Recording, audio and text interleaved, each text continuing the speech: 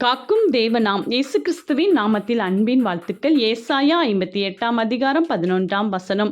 நீ நீர்ப்பாய்ச்சலான தோட்டத்தைப் போலவும் வற்றாத நீரூற்றைப் போலவும் இருப்பாய். ஆம் பிரியமானவர்களே, கர்த்தராகிய இயேசு கிறிஸ்துவை நாம் உறுதியாய் பற்றி பிடித்து கொள்ளும் பொழுது நம்முடைய வாழ்வில் ஒரு நீர்ப்பாய்ச்சலான தோட்டம் ஏற்படும் என்று கூறுகிறார். அந்த நீர்ப்பாய்ச்சலான தோட்டத்தினால் உங்களுடைய வாழ்க்கையில் உள்ளும் புறமும் எல்லா இடத்திலும் செழிப்பை கட்டளையிட்டு தேவன் உங்களை மேன்மையான இடத்தில் வைப்பார். அது மட்டுமல்ல, அந்த நீர்ப்பாய்ச்சல் வற்றாத நீரூற்றாய் உங்களுடைய வாழ்க்கையில் மாறும் பொழுது எண்ணி முடியாத பெரிய காரியங்களை நீங்கள் காண்பீர்கள். மேன்மையான இடத்தில் அமருவீர்கள்.